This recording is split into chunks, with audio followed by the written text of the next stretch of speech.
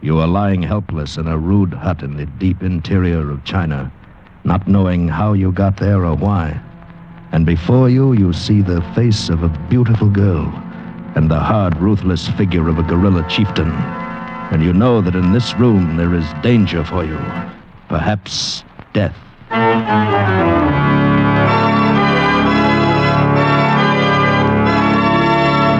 We offer you Escape, transcribed to free you from the four walls of today for a half hour of high adventure. Today we escape to China and the story of a man who lost his memory and almost his life. As James Norman told it in his fascinating story, He Who Rides the Tiger.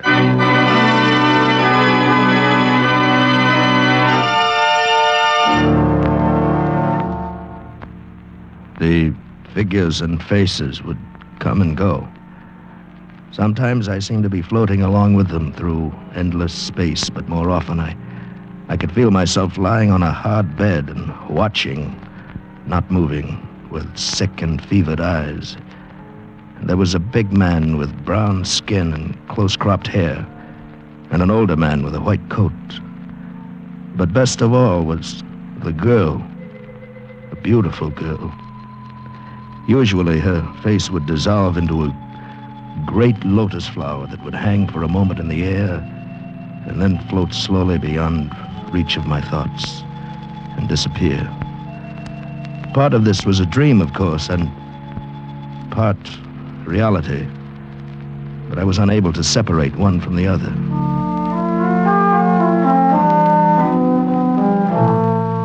How long it went on, it's impossible for me to say. I had no sense of the passage of time. One morning, though, I opened my eyes and looked at the bare walls of the room. The white-haired man sitting by my cot, the other man sitting a few feet away smoking a cigarette. And then I knew that the dreams had gone away and would not come back. This was reality. Feeling better? Can you hear me? Understand me? Yes. Yes, of course. Good. Glad you're finally coming out of it. You've been a very sick man, you know. Where am I? Fenyang Mission Hospital. We're about 600 miles south of Peiping. That's impossible. How did I get here? You walked in. Dropped unconscious in the courtyard, burning up with fever and suffering from malnutrition. Malnutrition? But I ate lunch yesterday in Peiping. I'm afraid I'll have to contradict you. You've been here for 2 months. I don't understand. Doctor, I wonder if I could ask your patient a question. Why, yes, of course. It's simply this. What is your name? It's Armour. David Armour. Ah, yes. So you told us while you were delirious, but we could not be sure. And your business in Peiping, Mr. Armour? I'm a member of the International Committee on Chinese Art Treasures. We've been investigating the policy of the advancing Japanese armies toward protecting and preserving art objects in newly conquered territories. I see. And yesterday, you ate lunch in Peiping? Yes, at the Wagon Li Hotel. I dropped my wife off at the... Adrian. Well, where is she? Where's my wife? Mrs. Armour is in San Francisco at present. San Francisco? Well, why should... What's this all about? Who are you and what am I doing here? Why have I... Mr. Armour, please. Mr. Quinto, I think any further questioning had better be postponed until tomorrow. Mr. Armour is in no condition for it. I quite agree with you, Doctor. Very well, Mr. Armour. Until tomorrow, then. Doctor, I don't understand. Who is this Mr. Quinto? What does he want? Well, he's a powerful man among the Chinese. He's been following your condition very closely. I don't know what he wants. If I could only remember what happened. I've got to send word to my wife, to Adrian, to the American consul. My wallet, my passport and papers. Do you have them? Oh, Mr. Armour, when you arrived here, you were wearing a cast-off uniform of the Japanese Army. What? You had no papers or identification. There was nothing in your pockets except this. I haven't told Mr. Quinto about it. Right. It's a little porcelain figurine. A rabbit. Yes, a rabbit. Does it mean anything to you? No, I never saw it before in my life. That's too bad. I was hoping it might help you remember. The last thing I remember is that lunch in Peiping. Seems like yesterday, and yet you told me it was 2 months ago. Oh, no. I said that you came here 2 months ago. What was the date of that luncheon, Mr. Armour? It was September 23rd. Yes. Of what year? 1941, of course. What do you mean? What are you driving at? Mr. Armour, apparently the last thing you remember is a lunch that you had in Peiping nearly 8 years ago.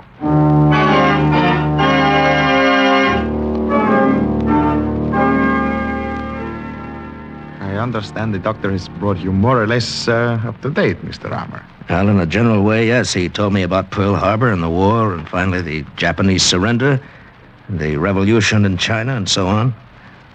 Hasn't helped any as far as my memory is concerned, though. It's too bad. Let me extend that memory by about 20 minutes. What do you mean? On September 23rd, 1941, you ate lunch at the Wagon Lee Hotel in Peiping with a Mr. Ficking, the Far East correspondent for an American newspaper. Yes, I know that. You left the hotel with Mr. Ficking and engaged a rickshaw, naturally. 2 blocks away, it was bumped by a Japanese army truck and overturned. You were thrown out and struck your head on the curbing. But I don't Your understand. companion became embroiled in an argument with the truck driver, and a crowd gathered. And when the affair quieted down, you had disappeared. From that time until your appearance here at Fengyang 2 months ago, your whereabouts are unknown. But how did you find out about this?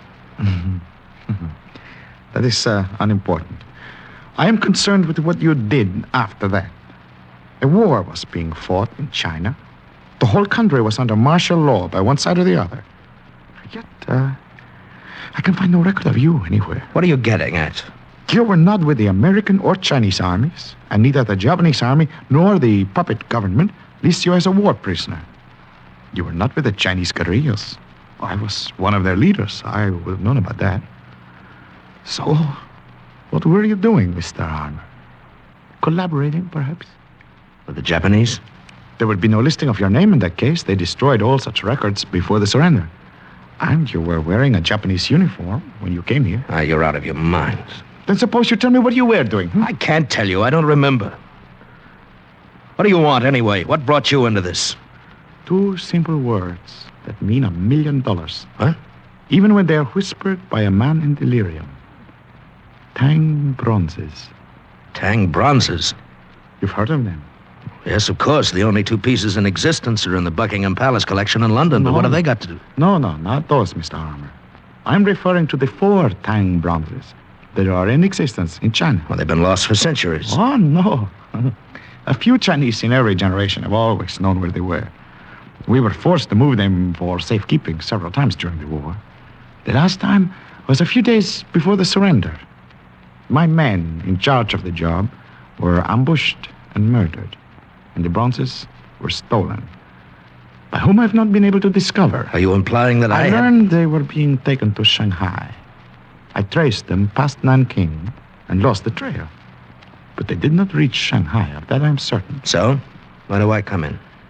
Well, from things you said in delirium, I believe you have seen and touched those bronzes.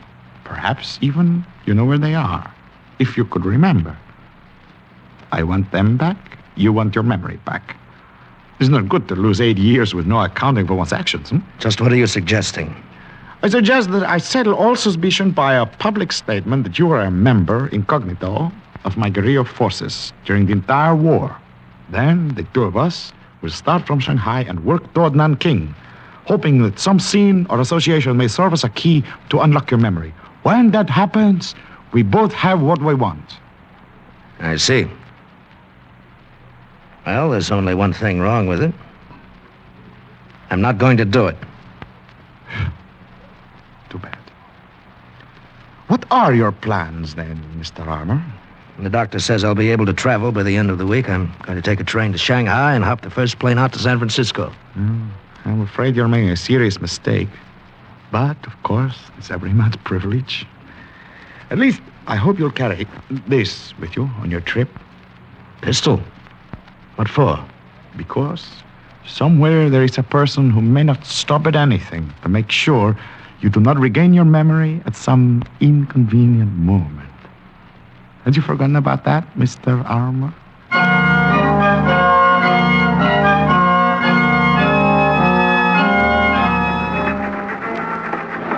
Most of the long train trip to Shanghai was uneventful. I still carried the gun, mostly because I didn't know what else to do with it. But I had only one idea in mind, to get home to San Francisco and to Adrian just as soon as possible. At Nanking, the papers that came on board were carrying the story of my wartime association with Kinto's guerrilla forces. Apparently, he'd gone ahead on his own with that part of his plan. From Nanking on, I could hear the other passengers discussing me amongst themselves. And when some 50 miles out of Shanghai, a fat, smiling little Chinese merchant named Mr. Chen sat down in my compartment, began to chatter away about my heroism. It's most remarkable, Mr. Armour, most amazing, that one who served our country in such a glorious way is not able to remember a single one of illustrious exploits. Well, as I told you, Mr. Chen, I was injured nearly 8 years ago. I've been suffering from amnesia. It was only last week that my memory came back to me. Oh, yes, it's too shame. And nothing, not one single hour of 8 years can be remembered. No? All that I know is what Mr. Kinto tells me. It's true. Whatever Mr. Kinto say is a muchly important man, very great leader, a very powerful fighter. Yes, he is. You know where is Mr. Kinto now? No, he left Gangfang 3 days ago. I think he went to Peiping. Oh, yes. And your honorable intention, Mr. Armour, they are what? Get a plane to San Francisco just as soon as possible. Oh, it's most excellent plan. Shanghai, very troubled city, very unsettled. Would cause great lamentation in land if accident happened to illustrious hero of our country. Accident? Well, who can tell the ways of fate? In city like Shanghai, many accidents can happen, even to brave fighter with loaded pistol and coat pocket. It's much better you go away on plane very quickly, Mr. Armour.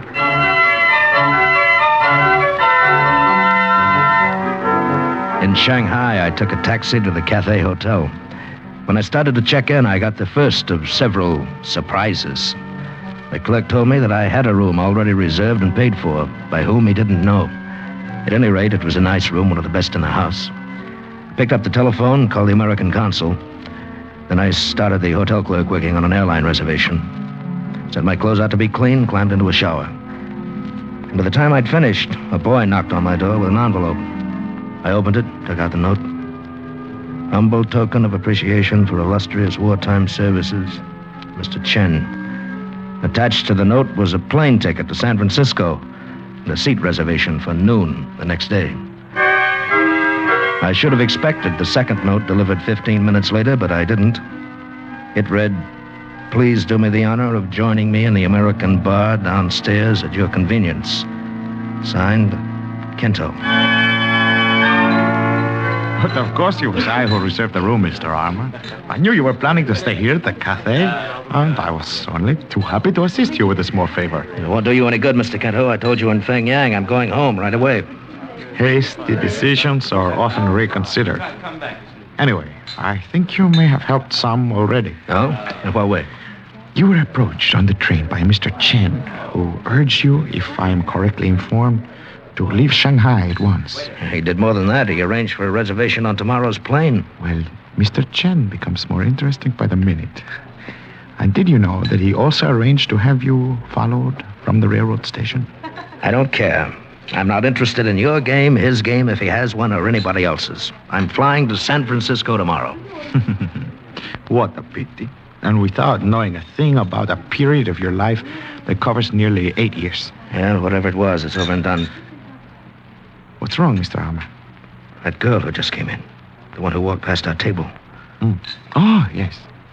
What about her? Do you know her? I only wish I did. She's beautiful, isn't she? Can you find out who she is? Of course. Although for a man so anxiously hurrying home to his wife, it's... oh, well.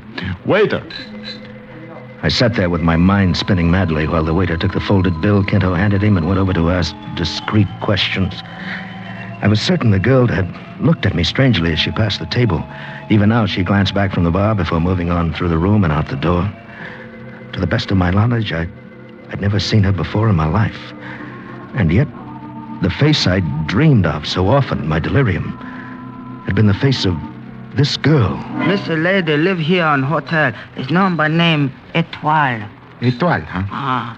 All right. Thank you, boy. Well, Was she, by any chance, who you thought she was? No, I was wrong. I mistook her for someone else entirely. I see. Merely a case of mistaken identity. Yes. That's very interesting. In view of this note, What? the waiter slipped this into my hand when he came back.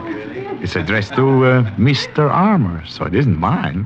But I don't... Why not open it and read it? Now, I, for one, am quite interested in finding out what a complete stranger has to say to you. While Kento stared at me thoughtfully through the smoke from his cigarette, I unfolded the paper and read the hastily written lines, and then crumpled it and thrust it into my pocket without showing it to him. The words danced in my brain. My dearest David, why would you not speak to me when I came to your table? Have you forgotten me? Do the 6 years we spent together mean nothing to you? Please come to me at once. As always, your adoring wife, Étoile.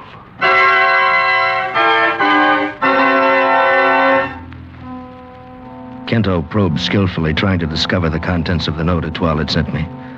But I had no intention of telling him. I left him still sitting there at the table and went to the lobby. Talked briefly with the room clerk and with the antique dealer who kept a shop in the foyer. 10 minutes later, I stepped into an elevator and rode up to the 7th floor. And an hour after I'd seen Étoile in the bar, I was facing her again through the open doorway of her room. Her dark hair lay softly on her shoulders. Her skin was velvet and warm cream. And the subtle scent of an amia perfume hung in the air like a tender challenge. She was lovely. She was supposed to be my wife. And I couldn't remember her. David, my darling, won't you please come in? Thank you. I suppose you're Étoile? Well, of course, David. And you did send me a note downstairs in the bar. But who else, my dear? Oh, it's the old trouble again, isn't it? Trouble? The sickness of forgetfulness, my doctor called it. So often you suffered from it at Suchao, weeks at a time. Suchao? Don't you remember Willow House, the beautiful estate that Uncle Liu gave us when we were... Oh, that's why you did not speak to me in the bar. You've forgotten all of it. Even me. Yes, I'm afraid you'll have to bear with me, Étoile. I don't mean to hurt you, Oh, it but... doesn't matter, my darling. I understand. I've been so terribly worried since you ran away from Suchao 4 months ago. But now we're back together and everything is all right again. Étoile, tell me, when was it we were married? In the month of December 1941. See, I carry the paper with me always. Yes. We were married in the Chinese manner by Uncle Wang. And then Uncle Liu gave us Willow House. And we lived there all through the war? Well, why weren't we bothered? I mean, by the Japanese? Uncle Wang was very important in the puppet government. He was mayor of Suchao before the guerrillas shot him. I see. Why not come with me to Suchao tomorrow, David? Perhaps when you see Willow House again, you'll remember. All right. Suppose we leave around noon. Anytime you say. Good, then I'll arrange to hire a car. There is one thing, David. I think it is better you know now instead of remembering later. Oh? What's that? Your job during the war. Uncle Wang arranged it for you. Well? You translated captured American documents for the Japanese army. Oh, great. You didn't realize what you were doing, and we had to live. I'm sorry, Étoile. I'd better get out of here. I'll call for you tomorrow. David, even though you can't remember me yet as your wife, could you not at least kiss me goodnight? Well,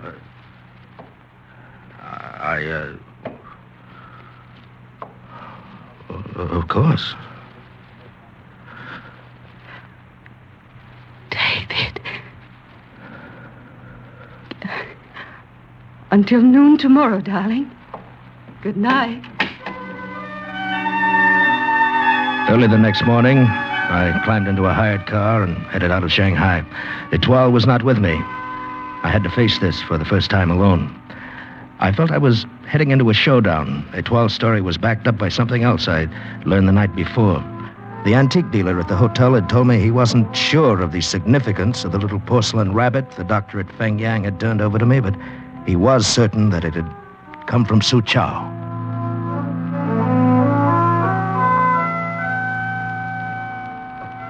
A servant let me into the Willow House, and he left me alone in a large room furnished sparsely in the Chinese manner.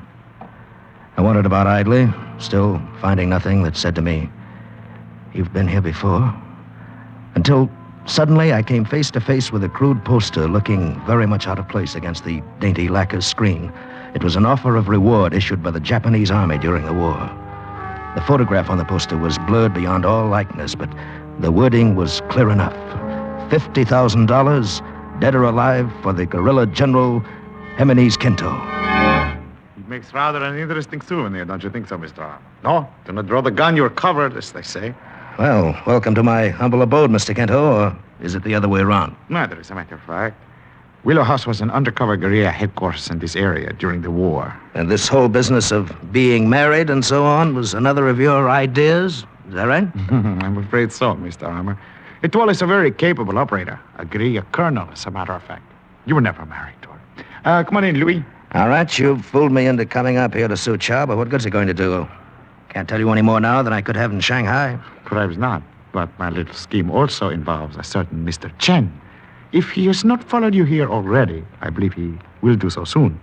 Then you're putting your money on Chen as the man who stole the Tang bronzes. Is that it?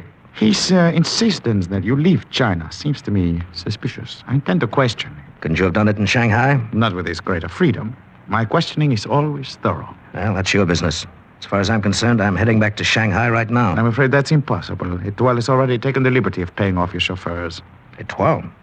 She rode up here with you, under a blanket in the back seat.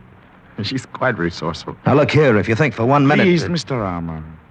There is an old Chinese proverb which says, "He who rides the tiger finds it easier to get on than to get off."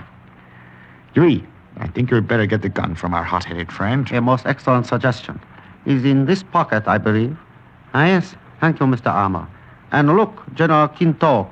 He has been collecting souvenirs. One of the little porcelain rabbits, huh? Etoile didn't tell me you had stopped in Suzhou to go shopping. I didn't. Had that figurine with me when I stumbled into Fengyang Mission. What? The doctor gave it back to me. Why did you not tell me these little figurines come from a temple right here in Suzhou? They're given out to pilgrims during the annual festival. Mr. Armour, does the name Mei Ren Pagoda, Temple of the Moon, mean anything to you? Mei Ren? Temple of the Moon? Hey, wait.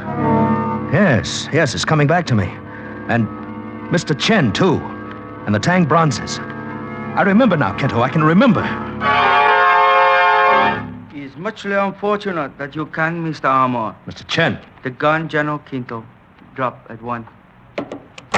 Other one also. So, Mr. Armour, lost memory has returned. Yes. Yes, I only saw you a few times during the 7 years. That's why I didn't recognize you. You were the abbot in the Temple of the Moon. After previous abbot was disposed of early in 1942, temple served as excellent headquarters for operation of this lonely one. Also, a very amusing location being so near to your headquarters, General Quinto. I'm to understand that you were a collaborator. Quite so. Among other things, of course, even Kung Fu Tse say men must live. Yes. I wandered here to the temple after that accident in Shanghai. The old abbot took me in without question, and I became one of the brothers. I had no memory at all, was out of my mind half the time. They called me the forgetful one. What about the Tang bronzes, Mr. Armour? Well, one night I couldn't sleep. I wandered onto the balcony of the great hall of the temple. Chen was there with some other men who were showing him the 4 bronzes they just brought in. I had a vague feeling that they were very important. I guess that's why I raved about them later at Fengyang Hospital. Mr. Armour, you know what was done with the bronzes after you saw them? Yes, they were buried that same night under the tiles beside the 7th pool in the temple courtyard. Mr. Chen, are they still there? Oh, but of course.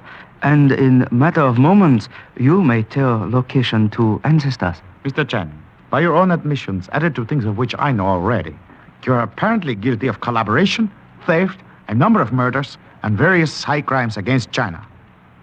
Have you anything to say in your defense? Only to confess freely. Much less satisfying feeling when confessor hold gun in hand. Then I find you guilty and the case is closed. Oh, it's most amusing, General Quinto. Colonel Etoile, you will carry out the sentence of the court. As you say, General. Excellent shooting, Colonel Etoile. Oh, not at all. The range was nearly point blank. Man should be designed with eyes in back of head. Man should not try to ride the tiger. This lowly one, muchly favored by having such beautiful executioner. Thank you, little Chen. Mr. Armour, you have met Etoile before, under a false impression. May I now present her as my wife? Your wife? Last night I thought she was my wife. Yes, such are the remarkable ways of fate. You didn't mind it, did you, David? Well, Colonel Etoile. Oh, my Jimenez. But come, we must round up the men and enter the temple as quickly as possible. We cannot afford to lose the bronzes now. You're quite right. Yui, take care of the late lamented Mr. Chen. Come, Etoile. You have served well, Mr. Armour. My advice to you now, go to San Francisco at once. To your wife. Your own wife. Adios. Come and see us, David, when we are the rulers of China. Au revoir. I stood there and watched her go, swinging along beside him, lithe and graceful. And a sudden, sharp feeling of loneliness came over me. Then the moment passed and I smiled to myself. She was only a part of all this, these stirring and exciting events. Nothing more. In San Francisco, the wife whom I loved was waiting for me. And Adrian, too, was a very beautiful woman.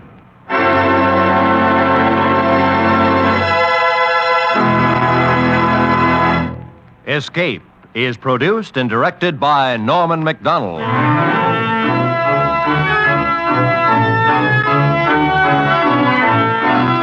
Today we presented transcribed He Who Rides the Tiger by James Norman, adapted for radio by Les Crutchfield, with editorial supervision by John Dunkel. Starred as David Armour was Bill Conrad, with Barry Kroger as General Quinto. Featured in the cast were Maria Palmer, Jack Crucian, Ben Wright, and Edgar Barrier.